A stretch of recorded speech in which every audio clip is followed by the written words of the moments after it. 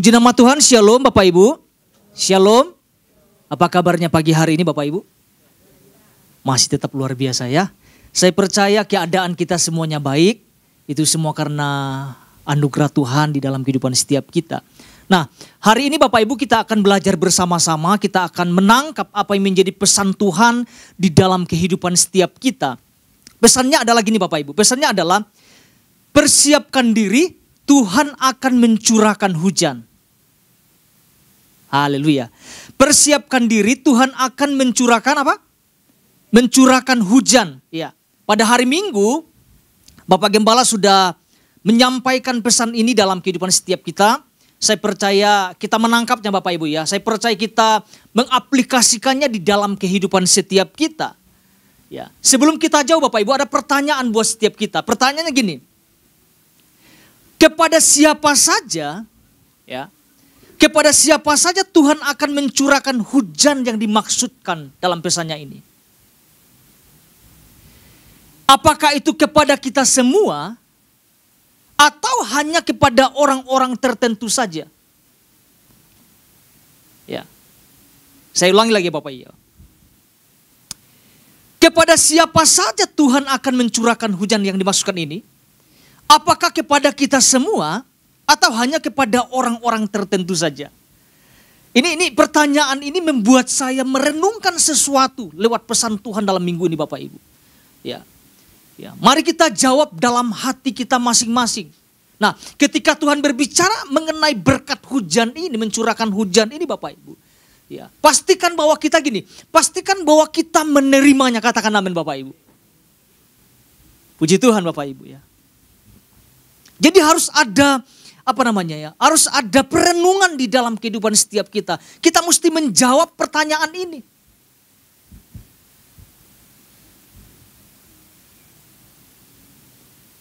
Karena waktu kita merespon pesan ini dengan sungguh-sungguh Bapak Ibu, berkat Tuhan ini akan sampai kepada setiap kita, katakan amin.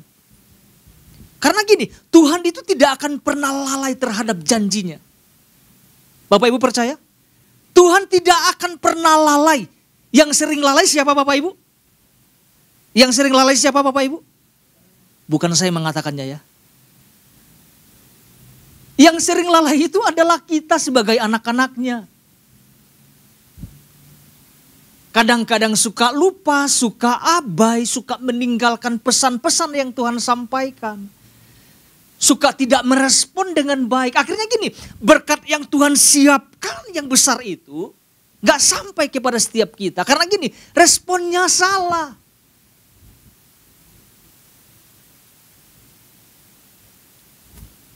Tuhan gak pernah lalai Bapak Ibu. Kalau Tuhan menjanjikan sesuatu, Alkitab katakan gini, itu pasti terjadi. Asalkan gini respon kita. Harus kita jawab pertanyaan yang saya lemparkan kepada setiap kita semua Bapak Ibu. Mari kita lihat firman Tuhan Bapak Ibu sebagai dasar kita. Yesaya pasal 30 ayat 23. Puji Tuhan sudah ada di depan Bapak Ibu. Kita akan lihat bersama-sama. Apa yang firman Tuhan katakan di sini. Lalu Tuhan akan apa? Memberi hujan bagi benih yang baru kamu taburkan di ladangmu. Ya. Dan dari hasil tanah itu kamu akan makan roti yang lezat dan berlimpah-limpah. Ya, ini sangat luar biasa, berlimpah-limpah. Pada waktu itu ternakmu akan makan rumput di padang rumput yang kecil atau yang mana Bapak Ibu? Yang luas ternyata kata firman Tuhan. Yang luas. Ya. Jadi apa yang kita lihat, apa yang kita renungkan berdasarkan ayat ini Bapak Ibu? Ya, kalau kita perhatikan ayat ini adalah berbicara tentang janji Tuhan atas umat-umatnya. Katakan janji Tuhan Bapak Ibu. Ini adalah janji Tuhan terhadap siapa? Terhadap umat-umatnya. Begitu dahsyat dan luar biasanya. Ada berkat khusus yang Tuhan kasih dalam kehidupan setiap kita. Berkaitan pesan Tuhan dalam minggu ini. Kata mencurahkan itu apa Bapak Ibu? Berarti banyak ya, betul ya? Tidak sedikit. Dikatakan Tuhan akan mencurahkan hujan bagi setiap kita. Ya. Ada 3 makna yang disampaikan Pak Ishak hari Minggu ini. Ini saya catat Bapak Ibu, saya mau sampaikan lagi kepada setiap kita. Supaya berkaitan apa yang saya sampaikan ya. Ada 3 makna yang disampaikan Pak Ishak. Makna yang pertama adalah berbicara tentang hujan ini Bapak Ibu ya. Makna berkat ya. Artinya ada sesuatu yang Tuhan mau tambah-tambahkan. Katakan amin Bapak Ibu. Ya, ada sesuatu yang Tuhan tambah-tambahkan bagi setiap kita. Tentunya dalam hal apa? Dalam banyak hal dalam kehidupan setiap kita. Bicara tentang keluarga kita, pekerjaan, pelayanan kita, studi yang kita mungkin yang kita sedang jalani mungkin hari-hari ini. Ya. Berkat itu banyak. Makna yang kedua adalah makna kekuatan. Ya. Ada kekuatan yang Tuhan limpahkan kepada orang-orang yang hatinya gersang Bapak Ibu.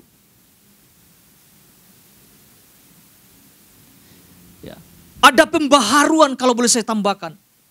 Seperti yang firman Tuhan katakan, aku akan memberikan hati yang baru kepada umat-umatku. Seberapa kita yang rindu Bapak Ibu, Tuhan kasih hati yang baru buat setiap kita. Ketika Tuhan kasih hati yang baru, ada pembaharuan yang sangat luar biasa yang terjadi. Segala aspek dalam kehidupan setiap kita. Yang ketiga tidak kalah penting ini Pak Ishak sampaikan Bapak Ibu, ini maknanya. Yang ketiga makna kuasa ilahi. Ini begitu penting sekali. Ya, ini berbicara tentang kepenuhan Roh Allah. Seperti yang terjadi di dalam kitab Kisah Para Rasul. Ada pencurahan Roh Kudus, ada kepenuhan Roh Kudus yang terjadi kepada umat-umat Tuhan. Tentunya gini, yang menanti-nantikan Dia.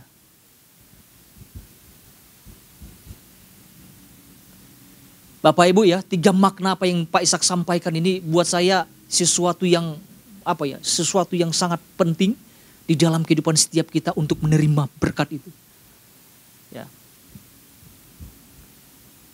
Sekarang Bapak Ibu kita akan lihat apa yang jadi inti pesan Tuhannya. Ini Tuhan tekankan kepada setiap kita ya. Di dalam inti pesan Tuhan dikatakan gini Bapak Ibu. Tuhan menyatakan bahwa Ia tidak akan segan-segan untuk melimpahkan hujannya atas kita. Dengan derasnya ditekankan lagi. Ya, artinya Tuhan tidak pelit Bapak Ibu ya. Artinya Tuhan tidak pelit. Namun gini, hujan yang dicurahkan Tuhan atas umatnya adalah hak prerogatifnya Tuhan. Ya, artinya terserah Tuhan kan gitu kan. Betul ya Bapak Ibu ya. Kapanpun Tuhan bisa curahkan atas setiap kita. Pak Ishak tekankan, buat Tuhan mah tidak tergantung musim.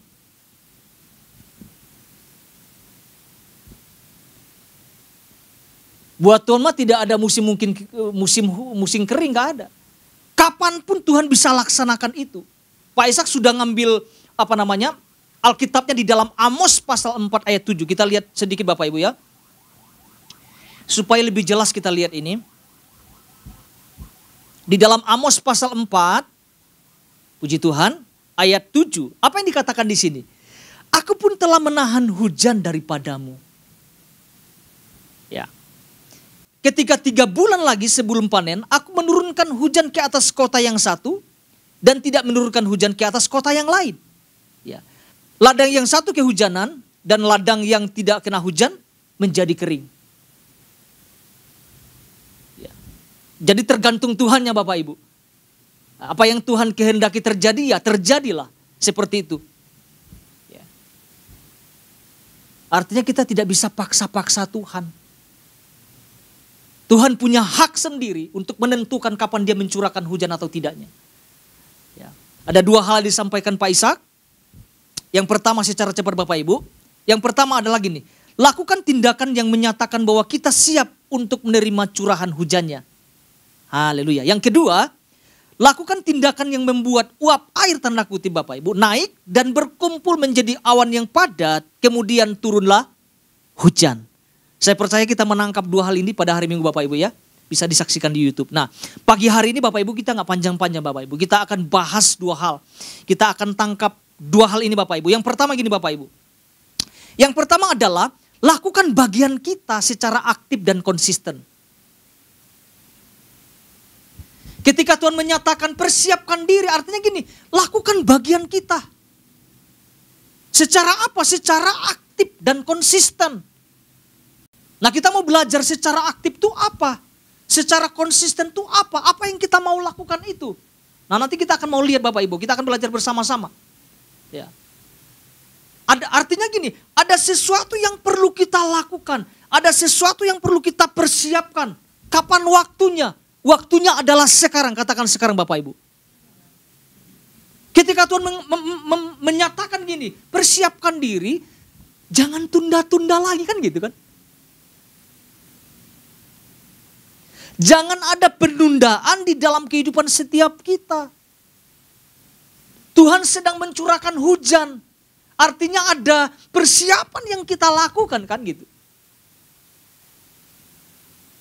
Bukan hanya nunggu janji Tuhan terjadi, nunggu janji Tuhan tergenapi, sembari kita tidak sedang melakukan sesuatu. Ya. Kita sedang menanti-nantikan janji Tuhan tergenapi, sedangkan kita anak-anak Tuhan sedang tidak melakukan apapun. Tidak ada persiapan yang kita lakukan.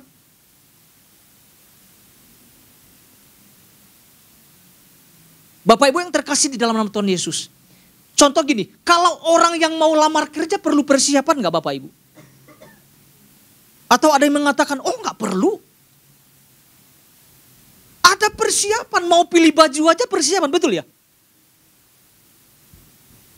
Waktu melamar kerja gak datang dengan compang-camping. Tapi gak tahu sekarang ya, para YouTuber saya lihat kalau rapat-rapat pakai celana pendek sih. Konten kreator kayak gitu, pakai kaos biasa saja gitu. Tapi umumnya orang mempersiapkan, betul lah kalau nggak baik. Umumnya adalah mempersiapkan sesuatu. Ada persiapan yang dilakukan. Kadang-kadang juga lihat materi dulu, apa yang ditanyakan nanti bingung nanti jadi kan. Ada persiapan. Contoh yang lain adalah ketika musim hujan tiba, apa yang dilakukan seorang petani Bapak Ibu? Tidur-tiduran?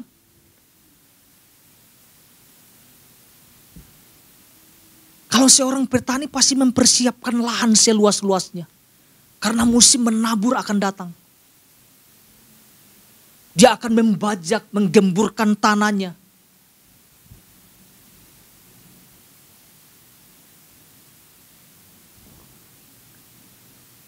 Satu hal ini yang saya renungkan Bapak Ibu. Ketika Tuhan berbicara persiapkan diri. Saya mulai bercermin ulang Bapak Ibu, merenung. Saya sedang, kalau Tuhan temukan saya sedang lagi mempersiapkan atau tidak nih. Jangan-jangan gini, kita ngomongin Tuhan saya lagi mempersiapkan sesuatu. Tapi Tuhan bilang gini, kamu gak mempersiapkan apapun. Kita sibuk dengan diri kita sendiri. Kita menyatakan Tuhan saya sedang mempersiapkan diri. Tapi faktanya Tuhan temukan gini, kamu sedang tidak mempersiapkan apapun gitu loh. Kan ngeri itu Bapak Ibu. Seperti kayak judul film kan ngeri-ngeri sedap Bapak Ibu. Jangan sampai Tuhan menemukan kita sedang tidak mempersiapkan diri apapun.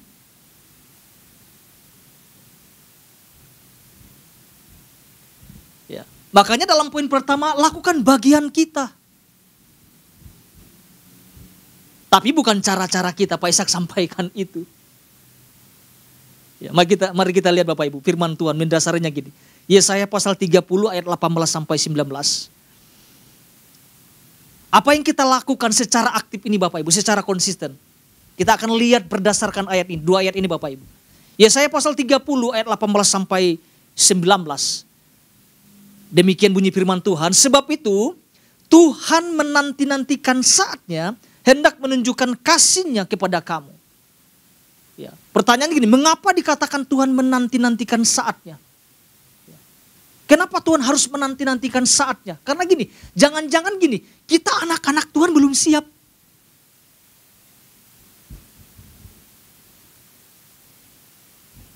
Lanjut Bapak Ibu ya. Sebab itu ia bangkit hendak menyayangi kamu.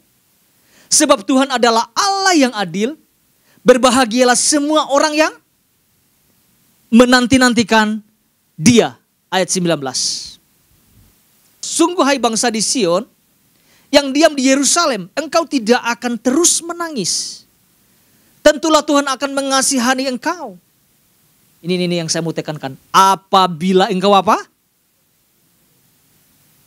Alkitab nggak ngomong apabila engkau sedang diam, tidak. Betul ya? Apabila engkau berseru-seru. Nah kita mau pelajari nanti ini Bapak Ibu. Pada saat ia mendengar teriakmu, maka ia apa? Memalingkan wajahnya. Apa yang kalian katakan? Ia akan menjawab, Bapak Ibu. Jadi ada dua bagian penting yang dapat kita lihat berdasarkan ayat ini. Yang pertama gini Bapak Ibu.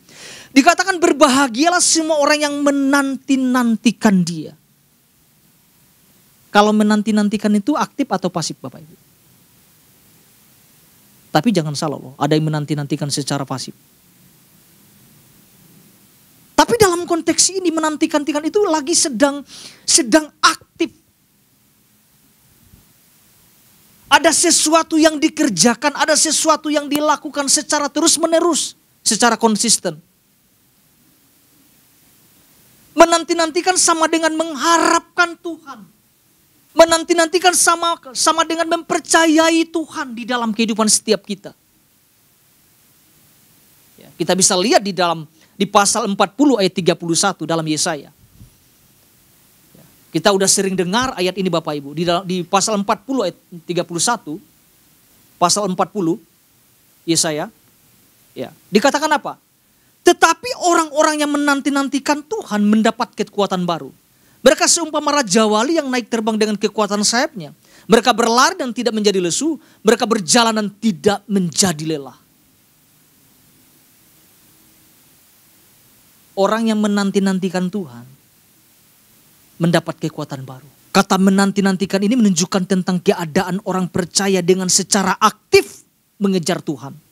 Dengan secara aktif menyembah Tuhan.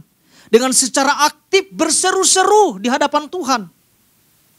Dengan secara aktif dan konsisten terkoneksi dengan Tuhan. Bukan yang penting asal bergerak. Itu bagian pertama Bapak Ibu yang kita lihat berdasarkan ayat itu. Yang kedua adalah gini. Dari ayat ini tentu dikatakan gini, ayat 19 bagian B. Tentulah Tuhan akan mengasihani engkau. Apabila, nah ini, apabila engkau berseru-seru. Apabila itu kata apa Bapak? Syarat, betul. Timbal balik. Saya akan kasih hadiah buat kamu ya. Apabila. Nah ini.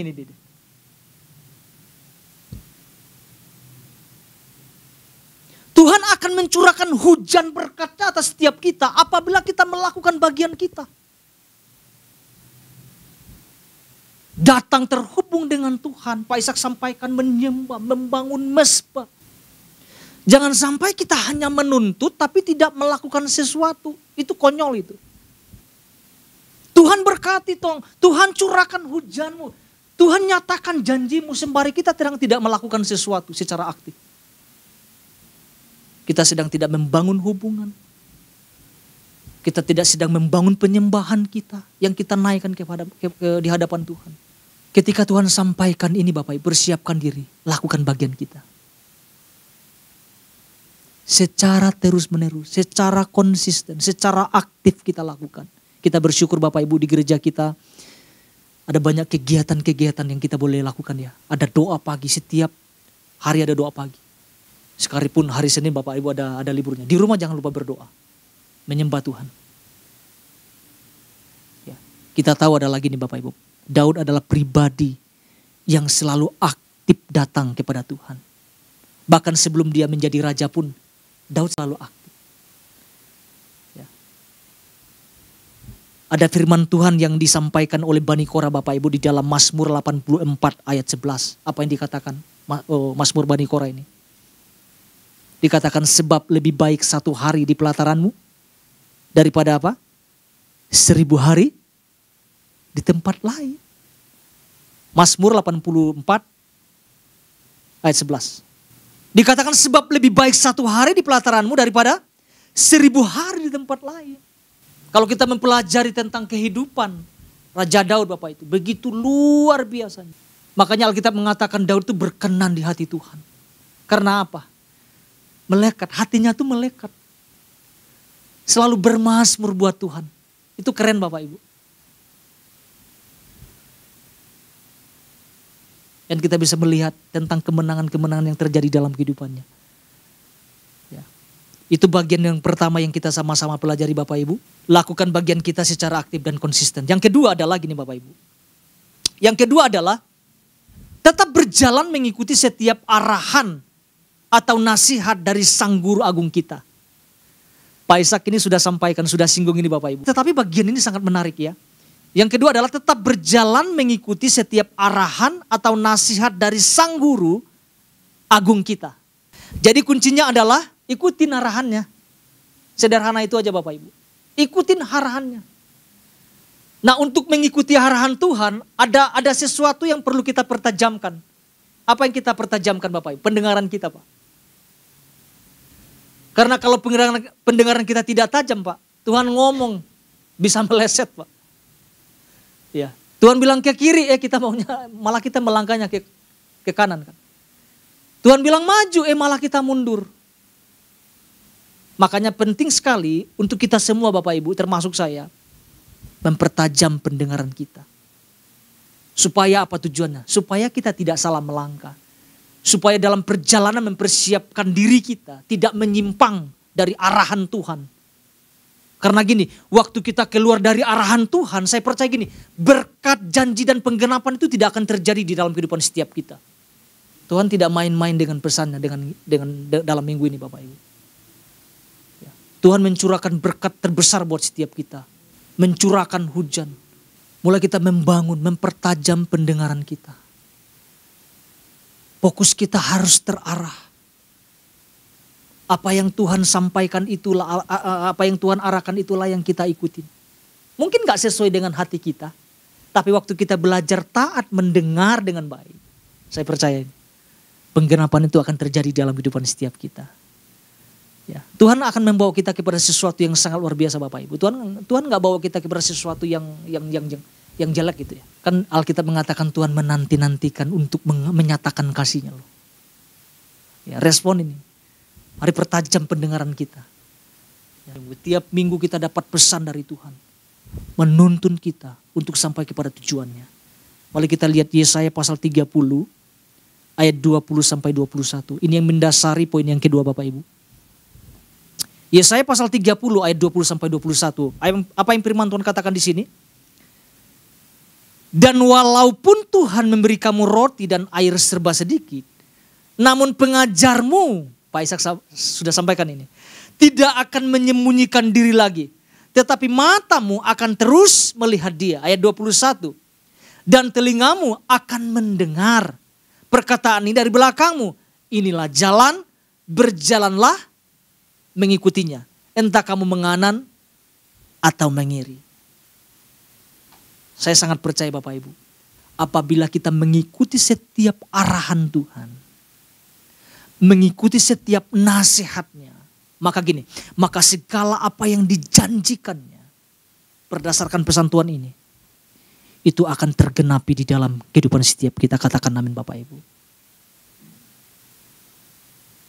Kita mulai membangun kepekaan untuk mendengar suara Tuhan dalam kehidupan setiap kita. Setiap kita Bapak Ibu.